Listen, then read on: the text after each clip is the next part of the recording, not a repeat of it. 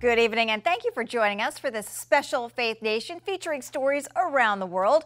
From the CBN studio in Washington, I'm Tara Mergener. Well, on October 7th, Hamas targeted Israel's agriculture to go after their food supply. So a major organization in the Jewish state shifted gears to help the industry come back. And now farmers are planning to make the desert bloom again. Middle East correspondent Julie Stahl explains.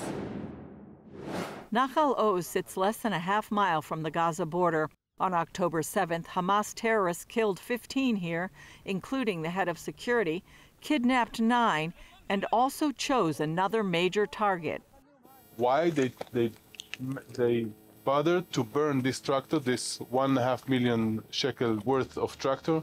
Why they bothered to burn all of our irrigation equipment? You don't have that much time because Israeli IDF will come. Agriculture in the Negev is strategically important to Israel's food security. Some 70% of vegetables and 20% of fruit are grown here. That's why terrorists targeted the agriculture on October 7th. They are trying to take the connection from us to our land, to our earth. And if you are not doing agriculture, then why stay here? Why live here? You can live near Tel Aviv. Moran Freibach, head of agriculture at Kibbutz Nahal Oz, has lived here all of his life. Now he's looking forward to the next 5 years. I see only the potential, and I see only work that I have to do in order to rebuild everything and to put everything back into place better. Not only back as it was, better. That's my mission. Many say that agriculture is at a crisis level here, in the area where many say God fulfilled his word to make the desert bloom. Estimates add up to $500 million in lost income, around 100,000 acres of agricultural land affected, and a labor force crisis for farmers who need some 30,000 workers. Before October the 7th, our whole mission was to tackle global hunger with Israeli agricultural expertise. But on October the 7th, we understood that the agricultural crisis is also at home. And so we pivoted almost immediately. That led Danielle Abraham of Volcani International Partnerships to initiate Project Regrow Israel. We spoke to our partners in the field across the Western Negev, the farmers, the regional councils, and we said to them, what do you need? And these people had undergone massive trauma. And they said to me, Danielle, you have to understand, right now, we can't even think about the next hour, let alone the next week or months or years ahead. That means Regrow Israel will focus on helping these communities think through their needs, plan to build a better future, and raise money for areas hit the hardest. The foreign workers that were living here, they were targeted in their beds while they were sleeping. In Kibbutz Alomim, 22 Thai and Nepalese workers were murdered and 2 taken hostage. Since then, 1 has been released. Established in 1966, Kibbutz Alomim's main income is agriculture, with hundreds of acres of fruit and avocado orchards, plus a large dairy. Terrorists shot holes in the milk tank, ruining it, burned storehouses of food, and delayed the milking of cows for days, leading to a huge drop in productivity. Then there's the irrigation equipment. We're farming in the Western Negev. It's a semi-arid area. We're farming on the edge of the desert. Everybody knows that the issue of water, Israel is a leader in water use efficiency for agriculture. So the water infrastructure is at the heart of the agricultural economy. This is where the pipes for the irrigation are wrapped around. They're rubber. Every single one of them was set on fire. In this place, irrigation equipment for the potato crop is now destroyed, as are numerous greenhouses and chicken coops. As Israel's largest pepper grower, Alomim had to leave fields of peppers unharvested. Back at the border of Nahal Oz, Moran says they rebuilt their water reservoir destroyed by Hamas and planted wheat. We are doing agriculture until the last meter, even now when we are at zone. We are standing right now in a war zone. This is why you see a tank right there. Abraham says the farmers are heroes in Israel's story. Some of the heroes in our society that are going out under fire with a view to the future, with all of their tractors stolen and burned, and sowing wheat in the fields. She has great hope for the future. And then my dream is that on this area, which is where Israel made the desert bloom, we will be able to make it bloom once again. They will see the farmers growing back stronger with automation across the dairy and the greenhouses and the packing houses. I want us to see new innovations for climate-resilient agriculture that the world can come here and learn from. I want to see the new generation coming into farming in Israel. Julie Stahl, CBN News, Kibbutz Nachal Oz and Kibbutz Alumim. In the face of war, people are braving artillery fire to help those in need. Up next, CBN News takes us to the Ukrainian city of Kherson. We'll be right back. In recent weeks, Russia has stepped up its war on Ukraine. Putin's forces are trying to grab more land before American weapons arrive to bolster Ukraine's defenses. The most intense fighting is around the southern city of Kherson. George Thomas brings us this first-hand report of a brave group of Christians who are bringing aid and comfort to those trapped by war. This is my friend Vitaly. We are running, trying to escape from the drone. He was hit. On an isolated road north of Ukraine's frontline battle with Russian forces here in Kherson, CBN News joined a convoy of cars bringing urgent aid to villagers trapped by fighting as a Russian drone narrowly misses the lead car carrying Pastor Vitaly. Moving forward, we see the damage. All 4 tires ripped to shreds, windows shattered, and shrapnel throughout the car. Fortunately, Pastor Vitaly and the others are miraculously unharmed. They drive a few more miles down the road to make sure they are out of drone range. This is how things look like in Kherson. But since the life is saved, God protected all the vehicle, that's okay. That's our neighbor. She was killed in that house. By the way, and this was your neighbor, she died here? Yes, yes. A lady, elderly lady, she died here. And all the buildings are damaged, and there are people, and they are already waiting for us. Our guide, Yevgeny Bondarenko, fully understands the risks involved in a war zone. He serves with Mission Eurasia, a Christian organization that's been ministering here since war started in 2022. Bondarenko is from Kherson. Multiple times a day, artillery and mortar fire rain down on the city as both sides defend their positions. What you're seeing there is a tributary that leads to the Dnieper River. The Dnieper River, in essence, divides the city of Kherson into 2. The left bank, behind me, is controlled by the Ukrainians. The right bank is controlled by the Russians. There is less than 3 miles that separates the 2 armies. 85% of Kherson residents fled more than 2 years ago. Bondarenko stayed back to bring aid and comfort to those remaining.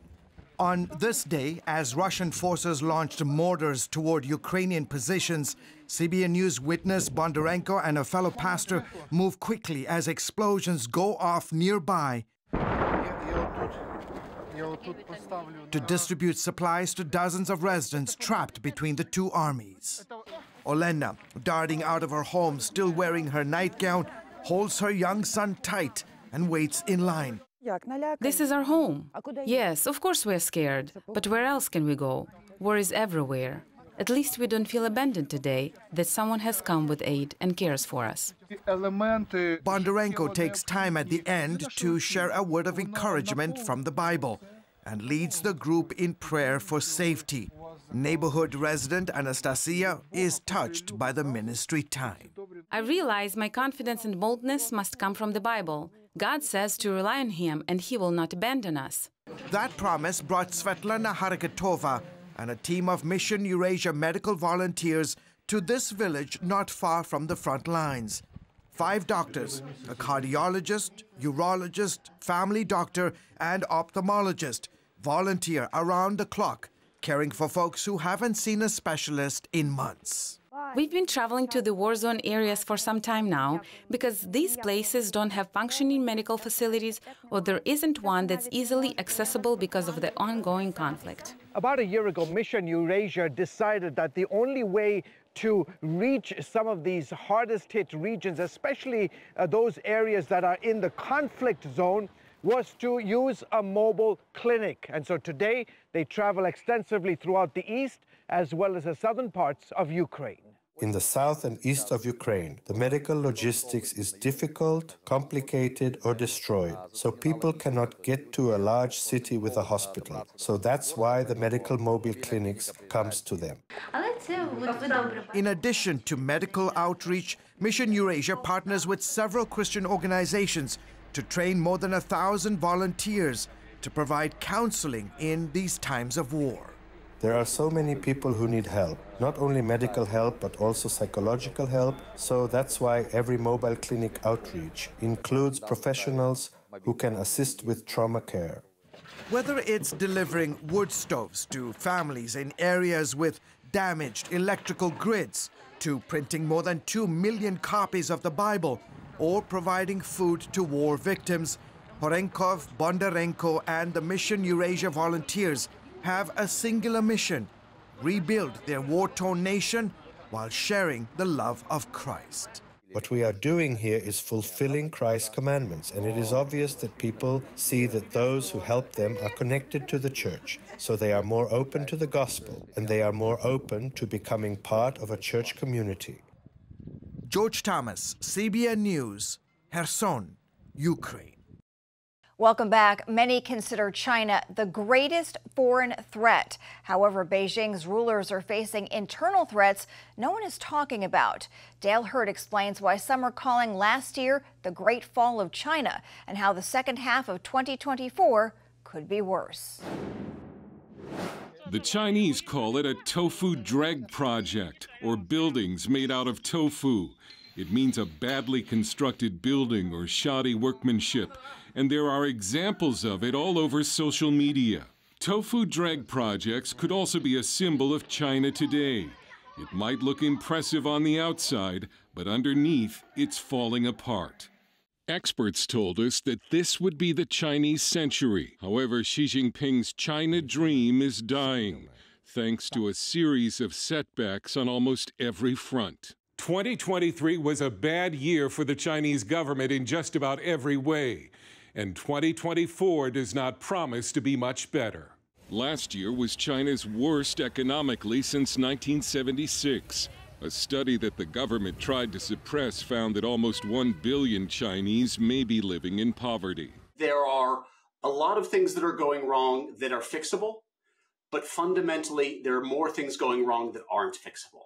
Josh Birnbaum at the Foundation for Defense of Democracy says international businesses and capital are continuing to flee China because staying has become too risky. Companies are increasingly seeing the writing on the wall in China. The environment is no longer conducive to open business, going from $100 billion in foreign direct investment to negative $11 billion over the last 7 quarters is just remarkable. Youth unemployment is so high the government has stopped reporting it. Increasing numbers of youth have given up on the future and are lying flat, which means to be unemployed and unmarried, basically dropping out. China expert Gordon Chang. China is right now in a state of turmoil. There's a sense of gloom which has pervaded Chinese society. People are saying, this society no longer is what I want to live in. China's demographics are in free fall. Last year, for the first time since the 1960s, more Chinese died than were born. By 2040, China is expected to have more elderly than the entire U.S. population, 400 million. You're having a revolution among young women who are turning their backs on society. And so they're saying, look, I'm not getting married, I'm not having kids, I'm just opting out. China's stock markets lost more than $6 trillion in value in 3 years. China's construction and real estate sector is continuing to crater.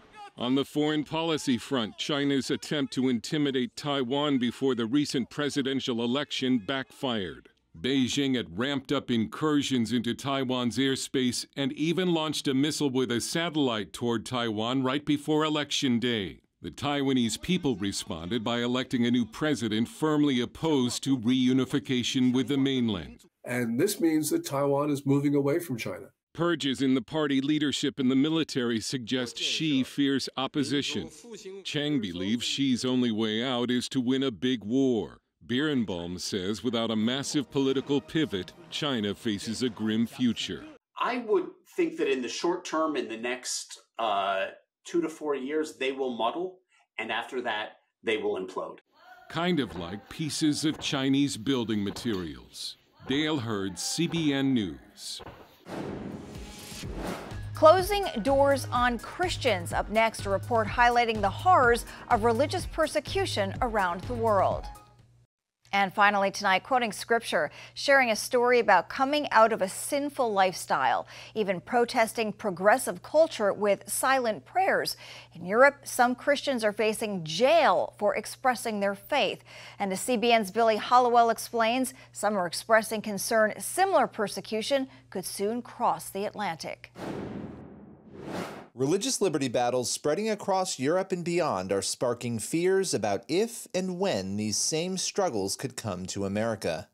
In Finland, a member of parliament is one of the more prominent people on trial for her religious views. It was 4 years ago, in June 2019, when I posted a Twitter post and also to Facebook. And it was about the Pride event that was going on, and that the main church, the Evangelical Lutheran Church, decided to support it officially. And it was a shock to me. In questioning the church's support, Paavi Räsänen shared a verse from the book of Romans about same-sex relationships and quickly found herself in a legal battle. Some citizen made a criminal complaint about this Twitter update, and then police started to investigate the case. And after it came into public, then there became more and more criminal complaints about one radio program. And then there was an old pamphlet I had written already 2004 about marital and sexual issues. While unanimously acquitted of charges last year, prosecutors appealed Räsänen's case, leading to a second trial. The maximum punishment is 2 years jail or fine.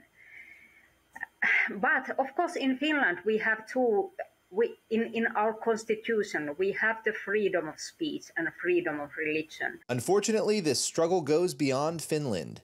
On the Mediterranean island of Malta, Matthew Gresh, an ex-LGBT activist, faces potential prison time after sharing his testimony of leaving a gay lifestyle to follow Christ. Last year, I was invited to share my story on a program and answer questions about so-called conversion practices. And I mentioned an organization as well that supports men and women who leave LGBT, and an organization that promotes biblical sexuality.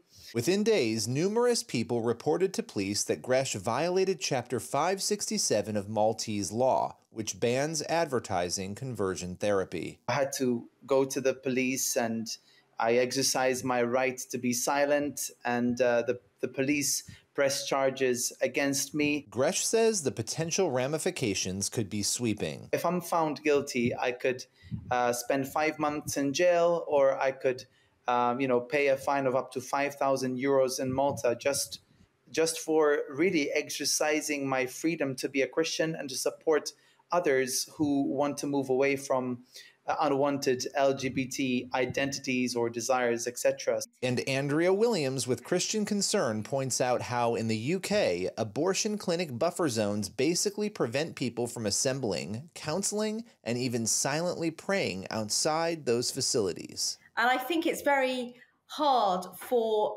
nations in the West, for nations such as America and Great Britain, to imagine really that we've reached this far, apart from we have.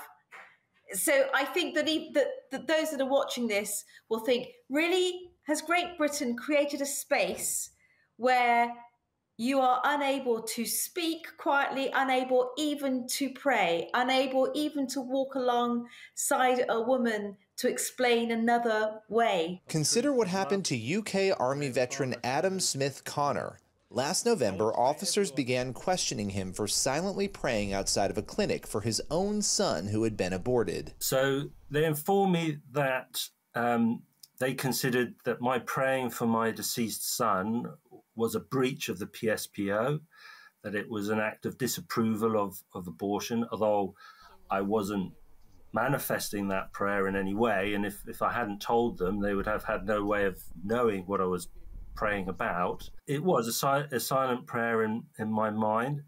Williams says if Americans don't pay attention, these laws could make their way across the Atlantic. I would like to warn those of you in America to ensure that these initially civil measures that get placed in and around certain buildings, so in and around abortion clinics, then take on a quasi-criminal force. There's also the political pressure that's applied around them. These examples beg the question, could the criminalization of Christianity come to the U.S.?